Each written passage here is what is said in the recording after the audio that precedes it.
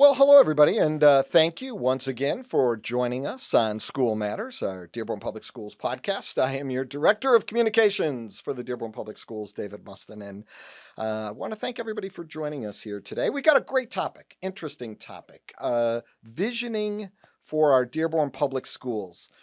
I'm thinking about the movie Back to the Future, right? Doc, you built a time machine out of a DeLorean. Well, no DeLorean here today, and but we are going to be doing a little bit of time travel. And first, I think what I'd like to do is kind of back us up a little bit. Let's go back in time 30 years, 1993. Some of you maybe weren't even born yet. And some of you maybe were in school, or maybe you're old like me. And in 1993, my kids were almost in school. That's how old I am. So, anyway, but let's back up. Think about 1993. Think about that time frame. President Clinton was being sworn into office. Michael Jackson appeared on the Oprah Winfrey Show. Jurassic Park was in the theaters. Troy Aikman, since we're near Super Bowl time, Troy Aikman and the Dallas Cowboys won the Super Bowl, beating the Buffalo Bills in 1993, 52-17. Are we there yet? Are we feeling it? Are we feeling the backup? Are we feeling time travel? Are we there? So think about classrooms and think about schools and think about how we were set up and how the schools looked. Most importantly, technology. It's plays such a huge part of our lives right now and such a huge part of school. In 1993, the developers of the web, the European Organization for Nuclear Research, made the web open to everybody. Wow. No social media, nothing back at that time. In our schools, computers were set up in a separate classroom. It was called a computer lab. Kids would go down there and they would get on computers. They would do something called keyboarding class, where they actually learned how to use the keyboard of a computer and computer mouse and what have you. Classrooms look different. How we evaluated students was different. We're so much more into project based kinds of learning, individualized learning to meet the needs of students. Back then, in 30 years ago, it looked kind of different. And in 1993, could we think about that all of us were carrying around this now? Could we all think in 1993 that in 30 years, we would carry around this, a little mini computer that would do so much and connect us and give us so much information and so much technology? So now what I want to do is I want us to now come to current times. Let's think about the future. Let's think about 30 years ahead. Let's think about where our schools, our classrooms are going to be 30 years from now, how that is going to look.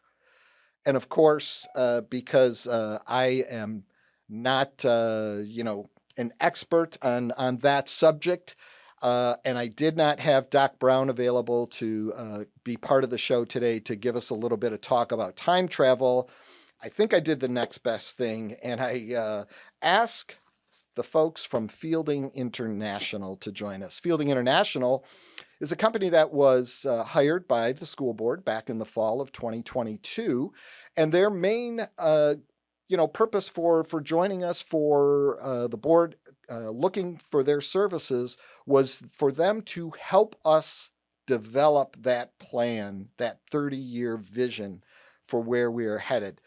And not just, looking at instruction, but our buildings. How our buildings look? How can we keep our buildings going? Are we going to need new buildings? Are we going to need to modernize our buildings? What about instruction and things like that? So enough of me talking about it. Let us bring in the experts to help us with all of this. And the folks from Fielding International were kind enough to join us today on this podcast. So joining us first is Jessica Stickler Lipson, and she is here with us. Hello, Jessica. How are you today? I'm doing well, thanks, David. Thanks for having us. Well, thank you for joining us. Also, Mike Pottsimus. Mike, did I screw that up too bad for you? I'm sorry. No, that sounds great. Okay. Yeah. Yep. Yeah, there's well, anyway, that name's common in around her in political circles. I've heard that It name. So is. uh, Yes. Yep. you're not running for office anytime too soon, are you, Mike? Not anytime soon in Michigan, but really excited to be here and to talk about the future of school with you. And all politics aside, what's great for kids. So Great, Mike. Thank you so much. I appreciate it. And I'm sorry, Janet Jefferson is also joining us here today. Janet, how are you? Thank you for joining us. I'm good, David. I'm so happy to be here today. Great. I hope you've recovered from the time travel journey that we just took. 30 years back, 30 years forward. We're all over the place, but we're going to talk today. I think first, what I just so that people understand the role that Fielding International plays and what you're doing here in Dearborn, but more importantly, what you've done not only around the country but around the world as far as helping schools with this visioning process. I'll let one of you jump in and kind of explain that role of Fielding International. Thanks, David. So we're an integrated team of architects, designers, and educators. And like you said, we design learning environments all around the world. So we're fortunate enough to have worked in over 50 countries and to be a part of innovative practices and discussions in schools across the globe. So we understand the time travel situation. We know the world is changing quickly, and we believe that schools must be adaptable and ready for the future. And so we really focus on alignment. So we talk a lot about alignment with the environment, the physical environment, and the vision for learning and educational programs that'll help learners thrive. And so for Dearborn, we're here to help with this 30-year master plan, like you mentioned, which really outlines the what, so what the scope of projects might be, and the when, based on timeline and phasing to determine the best approach to address facility needs through a lens grounded in learning and teaching. And I'll let Mike and Janet jump in if they have anything to add.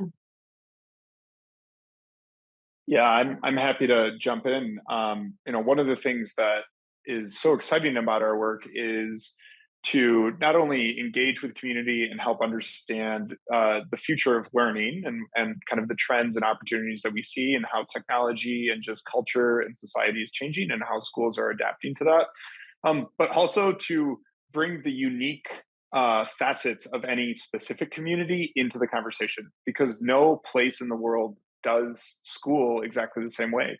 Even between Dearborn and your neighbors in Detroit or in Troy, the ways that teaching and learning occur in each of these individual communities is have their own unique elements and cultural characteristics. And so, not only do we get to think about the technical parts of space and program and vision, but also the cultural and community elements that really ground and make school meaningful to a community. And that's one of my favorite parts of doing the work that we do.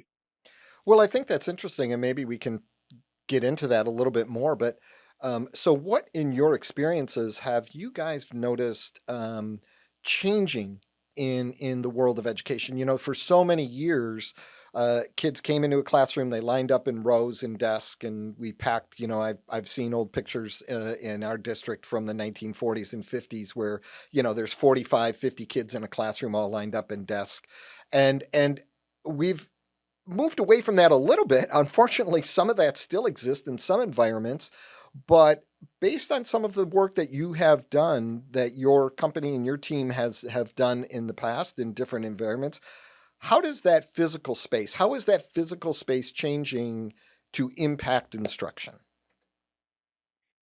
That's a great question, David. I think first we'd look at what teaching and learning looks like and what we're aiming for in the future, and then think about how space then needs to change to support that. As we're thinking about teaching and learning for the future, we are going to be more focused on the students. And so it's going to be more student centered. And you even noted, you're like, oh, I'm seeing more project-based learning in Dearborn. I'm seeing more hands-on learning. So you're going to get a lot of different modes of teaching and learning, whether it be project-based or experiential or more cooperative group work. And you're really going to be teaching to what the student needs to help them work on their challenges, but then also to really see them succeed and grow what the strengths that they already have and watch them blossom. And even the content. So we want to make sure that the teaching and learning is more student centered in what they want to know and what they're interested in and what's relevant to them. So they're going to be more engaged and exciting. And then that plays into space. And so that space is going to support the sort of the flexibility that you need to have those different modes of teaching. Well, Yeah. I love this whole kind of focus on the instructional part and the education part. I think sometimes we can get too wrapped up in the space part of it, and really that's kind of almost old school kind of way of thinking about let's build this space and then make it work for the instruction. Where now it seems like we're talking more about the education, the instruction first, and then making the space match that. That's exactly right. What we know about high quality science based research and what's good for kids and what great instruction looks like doesn't abandon all of the traditions of school. There are elements of what school has always done that still have to exist. It is efficient and it actually works quite well to give a large group of students some direction on a specific activity. So, not that we necessarily see rows of desks all the time, but you still might have a teacher providing guidance to a group of 25 or 30 kids all at the same time. That can be effective. But now with technology, we have the ability to record those things. Kids can play it back if they missed a part of it, and then we can use space and furniture and time differently so that students can work together, use that technology to reference what they missed, to practice multiple times. And that actually allows the teacher to then, as those students are working independently, to go around and provide direct small group instruction to various groups of students. The space can support that in ways that a traditional classroom maybe might struggle with. Uh, Big classrooms, and as you have many of in Dearborn and most schools around the world have, are really good at doing one thing together at the same time. And what we're seeing in the future is that there's more differentiated experiences happening at once. And so smaller nooks, crannies, little small group rooms, opportunities for a group of students to tuck away and really focus in on something, or even with more opportunities for students who just need to maybe get out of a busy space and have a quieter environment. These are all the types of features that schools are adding that really make the environment far more conducive to this multifaceted, variable experience that we know is good for kids based on the science of learning. And of course, this kind of does this, or maybe the question is, does this look different at each grade level as well for elementary compared to high school? I mean, there are obviously different learning needs, and kids are at different maturity levels and education levels and that. So I would assume that it would look a little bit different at each grade level.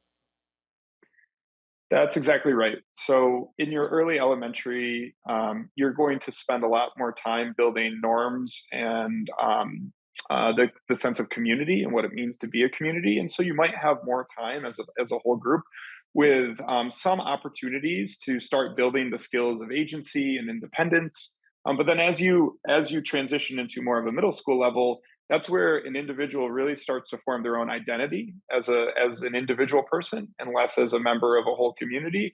And so then you start to kind of create more opportunities for smaller group experiences, for individual student spaces. So that transitions, and then as you get into high school, things that actually Dearborn is already doing, which is really exciting, is even more independence. So specializing in different areas of study, whether it's medicine or engineering, not only programs, but also spaces that are directly responding to the needs and aspirations of the individual student. And so you see a spectrum of opportunity, both in the competencies and skills of what students need to be empowered and be agents for their own success, but then also a range of opportunity going from more community based to a far more individualized curriculum as you move through the sequence of a school. It's fascinating and very interesting and actually exciting to think about this change coming around and being part of it. And we're kind of right at that tipping point here in our district where I think we are really at that point where we're ready to make that move into some of these kinds of new learning spaces and developing those in our district. So I think I'd like to move into that now because you all of you have been working here in Dearborn, working with our community and doing some focus groups in Dearborn and spending a lot of time learning about our school district. And so, talking a little bit about that now, moving to that a little, talking about what you have learned so far in your time that you've been able to spend here in Dearborn, the focus groups meeting with over 500 different people, students and parents and community members. What has that taught you about the Dearborn Public Schools and how where are we now in that process? Yeah, Jesse, do you Um, want to? Yeah, I was gonna say, Jesse, why don't you get started? Yeah. yeah, sorry, there's a siren going by, so I was trying to field that. I think an overarching main takeaway that is really exciting is that there seems to be consistent priorities among all of the stakeholders that we engage with. So through the workshops that we conducted that you just spoke to, David, we had the survey that went out to almost 1,800 respondents sent their answers in. We visited all of the schools in Dearborn and talked to the school leaders. And people are excited about the opportunity to move Dearborn Public Schools forward and into the future and really start leaning into some of this for some of these varieties of spaces to support all of these activities. So that's great. The cohesion isn't something we always see in a district, and so to have that cohesion come out so clearly was really a highlight. Also, Dearborn just seems like an incredibly strong community. People seem to stay there. There's a really beautiful community feel and energy. And every person, every group that we spoke with highlighted that as a key pillar to stand on. And that if we should have one takeaway, that should be the takeaway. There also are some barriers that are getting in the way of achieving the vision. So there is some work to be done in the facilities, and that's why we're here. So I think people are clear on that, and again, excited to move it forward. And there's a big desire to balance tradition and innovation. So there are a lot of beautiful historic facilities. So from a facilities perspective, being mindful of what that means and what those mean to the community. But then also being mindful of when something new might have to emerge to really support what it is that Dearborn's trying to do. And I think that idea of balancing tradition and innovation spans between the facilities and then also the actual teaching and learning, right? Just like we've been talking about. But I don't know, Mike or Janet, if you want to talk about some of the specific kind of learning activities and learning types that were brought to the surface. Sure. Yeah, I'd be happy to. We heard from the community themselves that the love for hands-on learning and how important that is for students to make learning relevant and meaningful, to make sure that students are having real-world experiences that they can connect to.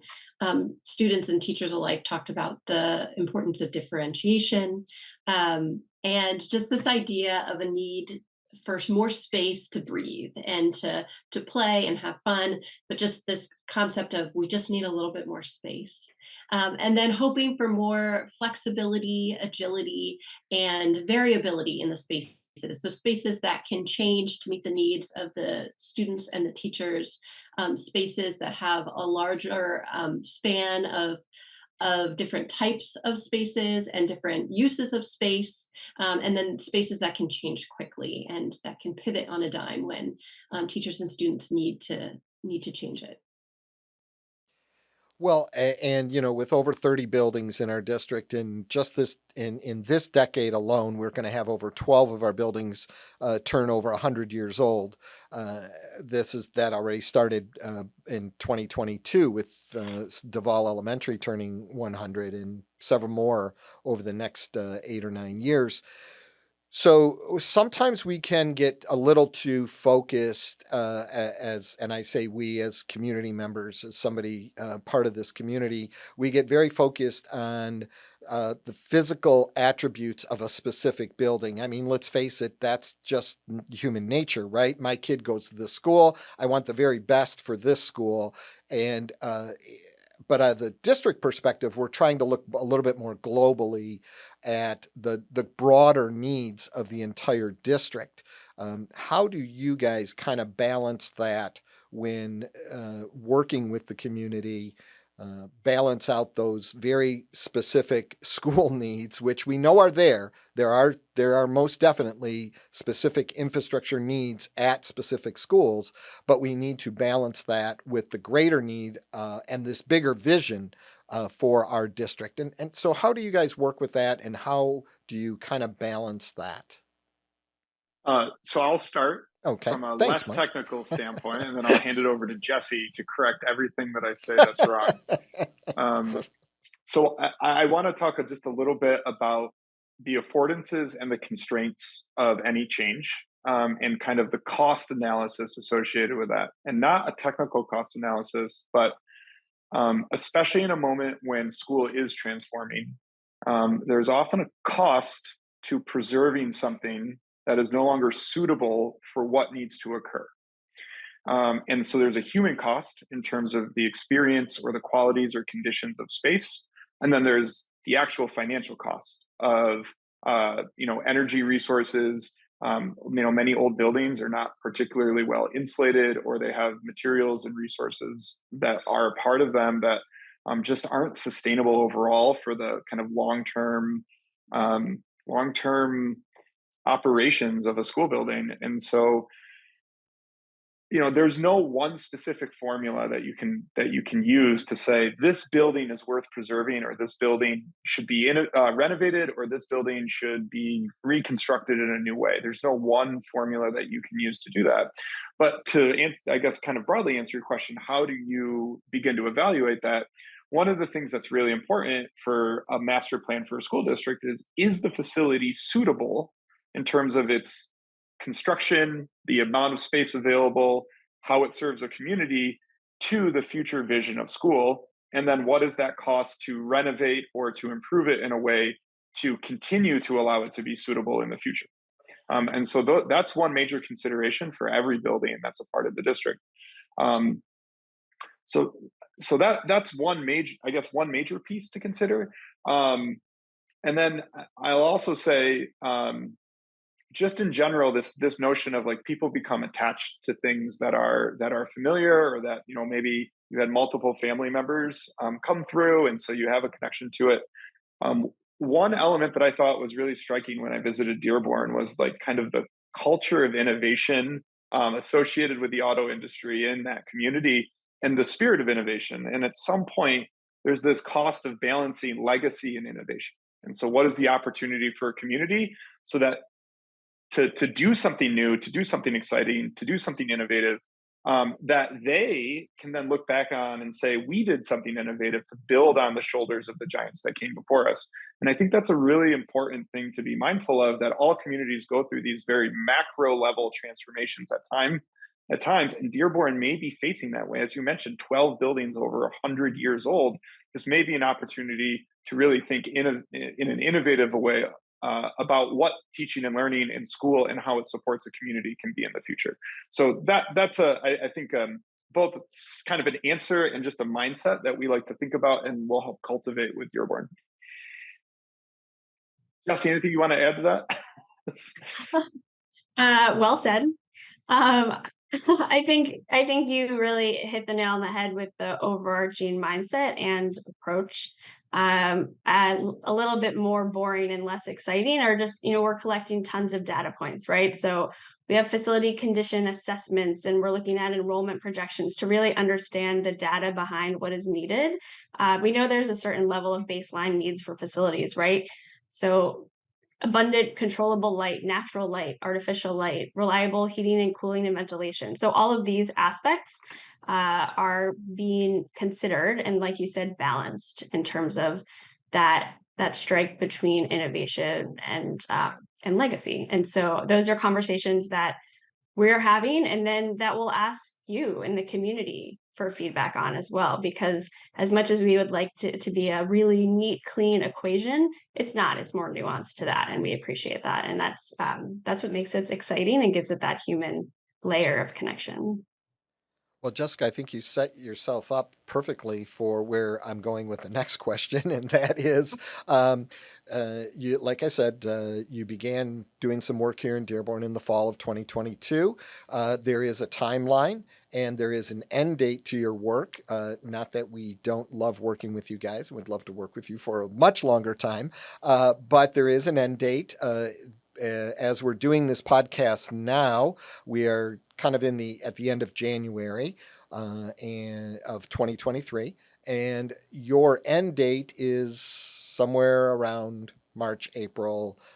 So as we look ahead, what is that plan? What look like, and what are your next steps as you continue to work with the community in working on visioning this future for the Dearborn Public Schools?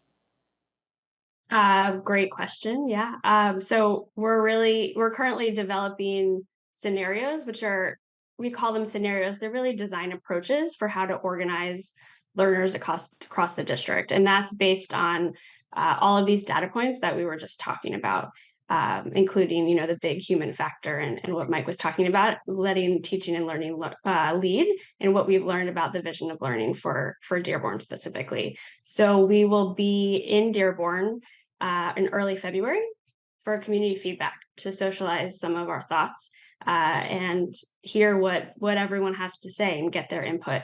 And then we'll be back in March to present to the school board after we've had some time to refine, work with the district, and come up with a recommendation. Sounds great. Sounds like a great plan. We've covered a lot, and as far as the instructional side, the facility side, and looking at that big picture, I hope that I've been able to touch on everything. Is there anything that I forgot to touch on that maybe you guys feels important for us to mention as we talk about this plan? I Oh, think just one thing I don't know if we mentioned is something we've heard time and time again, and it's really this idea of sustainability, but in a holistic way. So it's a mindset that is at the forefront of a lot of our work, and it will be no different with Dearborn. But it's really designing with sustainable principles in mind. So both for a building and for human health and well-being. So that's just something to add that I think is important. yeah, great point, Jessica. Thank you for bringing that up. I know that one of our schools, Salina Intermediate and Salina Elementary, are right now are working on really integrating in that outdoor classroom kind of environment. And not only that, but again, the sustainability of the school footprint on the neighborhood and on the community. And we are all way, way more aware of these things now. And it is an important part of any design plans moving forward. So, and I know that you have some very good expertise in that area. So glad that you're able to be part of this team in bringing that to that discussion to the table. So, well, great. That's where we are, and I hope that our travel through time a little bit to the back and forward, and now here we are at 2023. It is a big task. It is a huge task, but as I said, very exciting time for us right now, and a very exciting discussion to be taking place right now. And we are so very, very fortunate to have Fielding International working with us, bringing that expertise that they have from around the world, from projects they've worked on around the world and around our country, and right here in Michigan as well. I shouldn't discount that or leave that out. You guys have worked with other school districts right here in Michigan. So, Janet, Jessica, Mike, thank you for taking some time to be part of us today, part of our podcast, and sharing some of that great knowledge. I think it was. I think it was a good conversation to have. I think it's important that people understand the bigger picture moving forward. Thanks for Thank having you so us. much. Yeah, it was great to have the conversation. Great, great. And I want to thank everybody for stopping in and listening to our podcast, School Matters. As I've always say, as we wrap these things up, our podcasts are designed to bring all the great information, all the great news, all the exciting success and accomplishments going on in the Dearborn Public Schools to all of our listeners and our viewers. We hope that you continue to tune in and to our podcast here, to School Matters. We enjoy bringing them to you. And until next time, remember it's always students first.